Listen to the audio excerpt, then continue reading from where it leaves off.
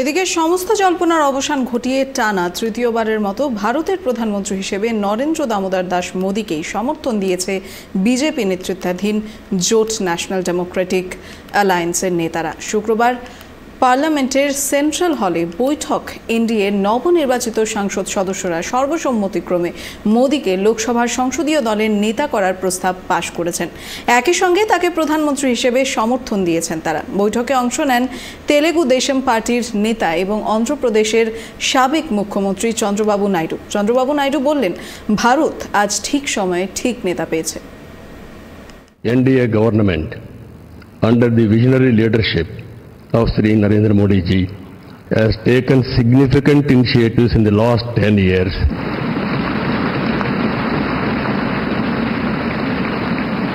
The country has witnessed remarkable progress and transformation. Narendra Modi ji focused and dedicated approach has transformed the nation into a global powerhouse. I am in the politics for the last 4 decades. I have seen so many leaders. I can give entire credit for Narendra Modi ji for making India proud globally. That is his biggest achievement for the country. Now, under his leadership, we have reached 5th largest economy in the world. Now, we are confident. এই মুহূর্তে আপনারা যেমনটা শুনলেন চন্দ্রবাবু এবং নীতিশ কুমারের নিজস্ব মন্তব্য। তারা কিন্তু একেবারেই সর্বসম্মতিক্রমেই মোদীকে তাদের সরকার হিসেবে বেছে নেওয়ার মন্তব্য ইতিমধ্যেই করেছেন। এই বিষয়ে আমরা আরও বিস্তারিত কথা বলবো ডেস্ক থেকে আমার সহকর্মী সত্যজিৎ পালের সাথে। সত্যদা, যেমনটা জানতে পারা যাচ্ছে যে এই যে খানিকক্ষণ আগেই কিন্তু এই যে জোর জল্পনা চলছিল চন্দ্রবাবু এবং নীতিশ কুমারের ইন্ডি জোটে পদার্পণ করা নিয়ে, আর সেইখানে সেই জল্পনার কিন্তু অবসান ঘটলো আর অবশেষে সকলের সামনে সর্বসম্মতিক্রমে মোদীকেই কিন্তু তারা সমর্থন জানালেন। এ বিষয়ে কি বলবে? এটা একটা জল্পনা চলছিল। লোকসভা ভোটের ফলাফল ঘোষণা হওয়ার পর থেকেই দেখা যাচ্ছিল যে নীতিশ কুমার যেহেতু বিজেপি এককভাবে সংখ্যাগরিষ্ঠতা পায়নি, জোটের উপর নির্ভর করতে হচ্ছে, তো সেখানে সবচেয়ে বড় শরিক টিডিপি তেলেগু দেশম পার্টি এবং বিহারের জেডিইউ, এরা কী করবে? এই দুই দল কী করবে? বিজেপি এনডিএকে সমর্থন করবে নাকি সমর্থন তুলে নেবে? একটা প্রশ্ন কিন্তু বারবার ঘোরাফেরা করছিল। আমরা জানি আইএনডিআই জোটের পক্ষ থেকে কংগ্রেস সহ বিভিন্ন রাজনৈতিক দলও কিন্তু বিহারের মুখ্যমন্ত্রী নীতিশ কুমার এবং চন্দ্রবাবু নাইডুর সঙ্গে যোগাযোগ করার চেষ্টা করেন। তো সেই জল্পনার অবসান কিন্তু আজ ঘটে গেল বলা যায়। তখন তুমি জানো আজকে এনডিএ তথা বিজেপির যেসব সমস্ত শরিক দল যারা রয়েছে তাদের নিয়ে বৈঠক হয় এবং সেই বৈঠকে কিন্তু রাজনাথ সিং নরেন্দ্র মোদীকে প্রধানমন্ত্রী দলনেতা হিসেবে প্রস্তাব দেন এবং সেই প্রস্তাবে কিন্তু সমর্থন জানান বিহারের মুখ্যমন্ত্রী জেডিইউ নেতা নীতিশ কুমার এবং অন্ধ্রপ্রদেশের মুখ্যমন্ত্রী হবু মুখ্যমন্ত্রী বলা চলে চন্দ্রবাবু নাইডু। ফলে স্বাভাবিকভাবেই এই যে জোট একটা যে জল্পনা চলছিল সেই জল্পনার অবসান ঘটলো আজ। কিন্তু একটা জিনিস দেখো, খুব গুরুত্বপূর্ণ আজকের বৈঠকে উঠে এসছে, যেটা প্রধানমন্ত্রী এবারের প্রচারে যেটা বারবার বলছিলেন যে মোদি কি গ্যারান্টি, মোদি কি গ্যারান্টি, এই কথা কিন্তু মোদির মুখ থেকে উঠে গেছে। এখানে কিন্তু তিনি বারবার বলছিলেন যে এনডিএর গ্যারান্টি, এনডিএকে নিয়েই কিন্তু বারবার কিন্তু এই কথা কিন্তু উঠে এসছে যে এই সাফল্য এনডিএর সাফল্য। ফলে মোদি গ্যারান্টি কথাটা উঠে গেছে। এবার ঘটনা হচ্ছে আজকের যে বৈঠকে একটা জিনিস স্পষ্ট হয়ে গেছে যে খুব তাড়াতাড়ি দেশে এক ঐতিহাসিক ঘটনা ঘটতে চলেছে। তখন তুমি জানো দেশে পরপর 3 বার প্রধানমন্ত্রী পদের শপথ নিয়েছিলেন পণ্ডিত জওহরলাল নেহরু। তারপরে কিন্তু আর কোনো প্রধানমন্ত্রী একটানা 3 বার প্রধানমন্ত্রী হতে পারেনি। সেই ঐতিহাসিক ঘটনা আবার দেখতে চলেছে দেশ। এবার তৃতীয়বারের জন্য প্রধানমন্ত্রী হতে চলেছেন নরেন্দ্র মোদী। শোনা যাচ্ছে আগামী 9 জুন আজ 9 জুন শপথ নিতে চলেছেন। আজ সন্ধ্যায় এনডিএর প্রতিনিধি দল রাষ্ট্রপতির কাছে যাবে এবং সরকার গঠনের দাবি জানাবে। এরপর 9 জুন প্রধানমন্ত্রী পদে শপথ নিতে চলেছেন নরেন্দ্র মোদী। দিশা, একেবারেই সত্যতা। তবে আরেকটা বিষয় হচ্ছে, এটা তো আমরা জাতীয় স্তরে দেখছি এই এনডিএ আর বিজেপির জোটটাকে নিয়ে এই ধরনের বড় সাফল্য পেয়েছে বিজেপি, যার জন্য এবার সরকার গঠন করতে পেরেছে জাতীয় স্তরে। তবে সেই ক্ষেত্রে আরও একটা বিষয়, সেটা হচ্ছে আমরা যদি বাংলার দিকে চোখটা রাখি তাহলে এই বাংলাকেই কিন্তু পাখির চোখ করে এগিয়ে চলেছিল বিজেপি। সেইখানে কিন্তু একটা বড় রকমের সাফল্য হাতছাড়া হয়েছে বিজেপির ক্ষেত্রে। সে বিষয়ে খানিকটা জানবো। অবশ্যই বাংলার রাজনীতিতে বিজেপি যেভাবে ঝাঁপিয়েছিল, প্রথমত অমিত শাহ 30টি আসনের টার্গেট দিয়ে গিয়েছিলেন, কিন্তু সেখানে দেখা যায় বিজেপি মাত্র 12তে থেমে গেছে। এটা বিজেপির কাছে এক কথায় বলা চলে ব্যর্থতা। আমি তোমাকে বেশ কিছু এই সম্বন্ধে বলতে পারি, কারণ জানো বাংলায় প্রায় 35% কিন্তু সংখ্যালঘু ভোট রয়েছে। এই বিজেপি কিন্তু কখনোই এই সংখ্যালঘুদের মন জয়ের চেষ্টা করেনি। এক কথায় বলবো, যেটা 100তে পরীক্ষা যদি হয়, তৃণমূল কংগ্রেস যদি 100তে পরীক্ষা দেয়, সেখানে বিজেপি কিন্তু 100 থেকে 35 নম্বর বাদ দিয়ে, অর্থাৎ 65তে পরীক্ষা দিয়ে কিন্তু লড়াইয়ে নেমেছিল। ফলে স্বাভাবিকভাবেই সংখ্যালঘুদের সমর্থন, যেহেতু বিপুল সমর্থন তৃণমূল কংগ্রেস পেয়েছে, তো সেখানে বিজেপি কিন্তু এক কথায় বলা চলে ধরাশায়ী। কারণ তুমি জানো গত 2019-এ বিজেপি কিন্তু 18টি আসন পেয়েছিল, এবারে বিজেপি আসন সংখ্যা 12তে নেমে এসেছে। ফলে স্বাভাবিকভাবেই এই বাংলার রাজনীতি নিয়ে বিজেপিকে যথেষ্ট ভাবতে হবে। তার কারণ সংখ্যালঘু ভোট নেব না, দরকার নেই, প্রয়োজন নেই। সংখ্যালঘু ভোটকে সাইডে রেখে বাংলায় ক্ষমতায় আসা বিজেপির পক্ষে সম্ভব না।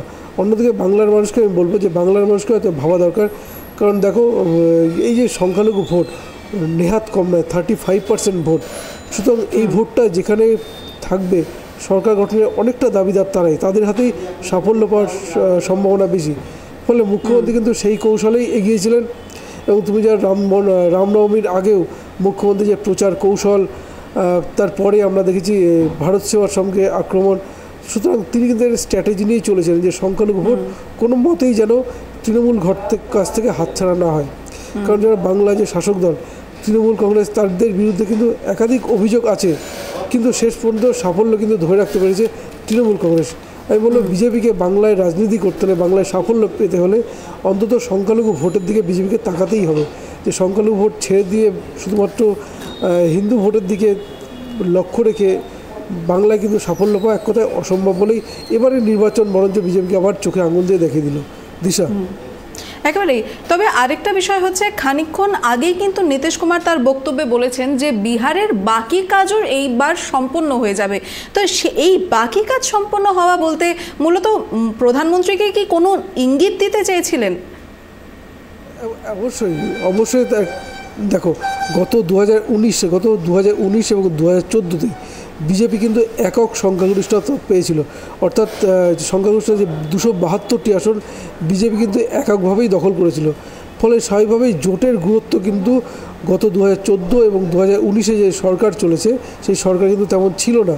এমনকি 2019-এর পর নীতিশ কুমারের দল জেডিইউকে কিন্তু এক কথা বলবো গুরুত্বহীন দপ্তর দেওয়া হয়েছিল, যার ফলে কিন্তু সরকারে কিন্তু ছিল না, নীতিশ কুমারের কোনো সাংসদ ছিল না, কোনো মন্ত্রিত্ব পদ তারা কিন্তু গ্রহণ করেনি। ফলে স্বাভাবিকভাবে এবারে যেহেতু বিজেপি এককভাবে সাফল্য পায়নি, সংখ্যাগরিষ্ঠতা পায়নি, সুতরাং জোট শরিক তারা কিন্তু যে দর কষাকষি করবে এ বিষয়ে কোনো সন্দেহ নেই। কারণ তুমি জানো ইতিমধ্যেই যেটা জানা গেছে যে টিডিপি চন্দ্রবাবু নাইডুর দল ইতিমধ্যে কিন্তু লোকসভা স্পিকার পদের দাবি জানিয়েছে। অন্যদিকে নীতিশ কুমারের দল তারাও কিন্তু বেশ কয়েকটি গুরুত্বপূর্ণ দপ্তর, বিশেষ করে রেল, জল সম্পদ সহ বেশ কয়েকটি গুরুত্বপূর্ণ দপ্তরে কিন্তু দাবি জানিয়েছে। ফলে স্বাভাবিকভাবেই নীতিশ কুমার এক কথায় বলবো একটা ইঙ্গিত দিয়ে রাখলেন এই এনডিএ সরকার, মোদী সরকারের সামনে। এক কথায় বলবো সমস্ত আঞ্চলিক দল যারা ছিলেন, 16টি যে এনডিএ জোট শরিক, সমস্ত দলই এখানে হাজির ছিলেন। আমরা জানি পবন কল্যাণ ছিলেন, তোমার চিরাগ পাসওয়ানরা ছিলেন, সবাই ছিলেন। তো স্বাভাবিকভাবেই সমস্ত দলকে সাক্ষী রেখেই নীতিশ কুমার কিন্তু স্পষ্ট দিয়ে দিলেন যে বিহারের বাকি কাজ পূরণ করতে চান। অর্থাৎ বিহারের যে এর আগেও তিনি কিন্তু বিহারের জন্য স্পেশাল প্যাকেজ দাবি যে কিন্তু বারবার জানিয়ে এসেছিলেন। ফলে স্বাভাবিকভাবেই তার একটা ইঙ্গিত কিন্তু আজকের বৈঠকে নীতিশ কুমার সবার সামনে দিয়ে রাখলেন। ফলে স্বাভাবিকভাবেই এই যে সরকার গঠনের পর নীতিশ কুমারের দলকে কোন কোন দপ্তর দেয় বা তারা কোন কোন দপ্তর দাবি করে, এটা কিন্তু অত্যন্ত গুরুত্বপূর্ণ হয়ে পড়েছে।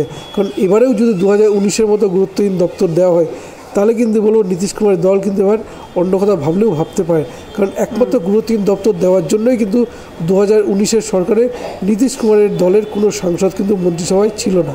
দিশা, একেবারে এই সত্যতা। তবে আরেকটা বিষয় হচ্ছে গিয়ে, প্রধানমন্ত্রী যখন বক্তব্য রাখছিলেন তিনি কিন্তু কংগ্রেসকেও কটাক্ষ করেছিলেন। আর ব্যবধান যেটা তিনি সেখানে প্রকাশ করেছেন, সেই হিসেবে তিনি যেটা কটাক্ষের সুরে বলেছিলেন সেটা হচ্ছে কংগ্রেস কিন্তু তাদের ধারে কাছেও পৌঁছতে পারেনি।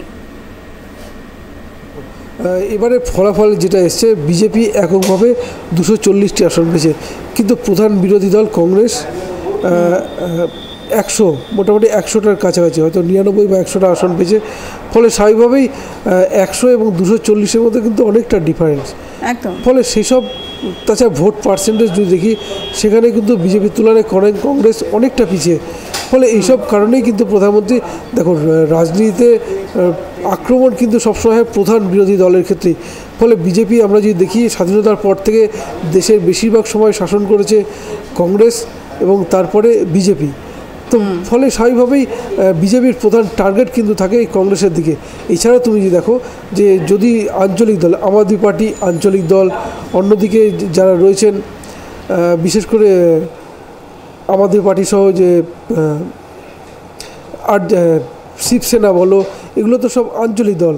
ফলে তৃণমূল কংগ্রেস, এগুলো আঞ্চলিক দল, কিন্তু প্রধান বিরোধী কিন্তু কংগ্রেস, এবং কংগ্রেসে কিন্তু গোটা ভারতবর্ষের প্রত্যেকটি রাজ্যেই কিন্তু ভোট ব্যাংক রয়েছে। ফলে স্বাভাবিকভাবেই কংগ্রেস যদি এককভাবে বিজেপিকে টেক্কা দিতে হলে কংগ্রেসে কিন্তু নিজে এককভাবেই আরও বেশি আসন দখল করতে হতো। তখন তুমি জানো বেশ কিছু রাজ্যে কিন্তু কংগ্রেস এবং বিজেপির মধ্যে সরাসরি লড়াই হয়, পাশাপাশি আর যে বেশ কিছু রাজ্যে লড়াই হয়। কিন্তু এই যে কংগ্রেস ভার্সেস বিজেপির লড়াই, এইখানে কিন্তু কংগ্রেসকে অনেকটা পেছনে ফেলে এগিয়ে গেছে বিজেপি।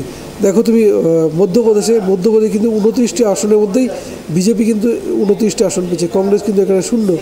অন্যদিকে গুজরাটেও কিন্তু তাই 26টি আসনের মধ্যে 1টি আসন পায় কংগ্রেস, বাকি 25টি কিন্তু বিজেপি। সত্যদা আসবো তোমার কাছে, তবে তার আগে আমি পিসিআরকে একবার বলবো, কোথাও একটা মনে হয় আমাদের দর্শকদের কাছেও সাউন্ডের একটা কোনো সমস্যা হচ্ছে। একেবারে সত্যদা কন্টিনিউ করতে পারেন। এই যে তোমার গুজরাটে যদি দেখি, 26টি আসনের মধ্যে 25টি আসন পেয়েছে বিজেপি, 1টি পেয়েছে কংগ্রেস। ছত্তিশগড়েও কিন্তু 11টি আসনের মধ্যে 10টি কিন্তু পায় বিজেপি, 1টা কিন্তু পেয়েছে কংগ্রেস। ফলে স্বাভাবিক কংগ্রেস ভার্সেস বিজেপি, এই দুই প্রধান রাজনৈতিক দল, দেশের সর্বভারতীয় রাজনৈতিক দল, এক সামনাসামনি যে লড়াই হয়, সেখানে কিন্তু বিজেপি কংগ্রেসের তুলনায় অনেকটা সাফল্য পেয়েছে বিজেপি।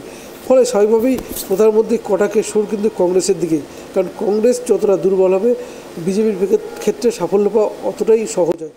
ফলে সেই কারণেই কিন্তু প্রধানমন্ত্রীর টার্গেটের প্রধান নিশানা করেছেন কংগ্রেসকে, কারণ বাংলায় তৃণমূল কংগ্রেস পশ্চিমবঙ্গের মধ্যে সীমাবদ্ধ। আম আদমি পার্টি যদি দেখি, দিল্লি এবং পাঞ্জাব এই দুই রাজ্যে তারা ক্ষমতায়। শিবসেনা কিন্তু মহারাষ্ট্রের মধ্যে সীমাবদ্ধ। স্বাভাবিক কারণেই প্রধানমন্ত্রীর টার্গেটের মূল লক্ষ্য কিন্তু এই কংগ্রেসের দিকেই দিশা। একেবারে ধন্যবাদ সত্যদা। আর সেই সঙ্গে সঙ্গে যেমনটা এই মুহূর্তে আপনারা শুনতে পেলেন যে মূলত এই ইন্ডি জোটকে নিয়ে যেভাবে একের পর এক কটাক্ষ করা হয়েছে এনডিএ এবং বিজেপির পক্ষ থেকে, সেটি কিন্তু একেবারেই বলতে গেলে নজিরবিহীন। তার উপরে যে আত্মবিশ্বাসের সঙ্গে এবার তৃতীয়বারের প্রধানমন্ত্রীর পদে শপথ নিতে চলেছেন নরেন্দ্র মোদী, সেটি কিন্তু ইতিহাসে এক অন্য রকমের কিন্তু বার্তা নিয়ে চলে আসছে। আর সেই সঙ্গে সঙ্গে আমাদের দর্শকদের উদ্দেশ্যে জানিয়ে দিই, আগামী 9 জুন শপথ গ্রহণ করতে চলেছেন প্রধানমন্ত্রী নরেন্দ্র মোদী, আরও একবার নবনির্বাচিত প্রধানমন্ত্রী হিসেবে।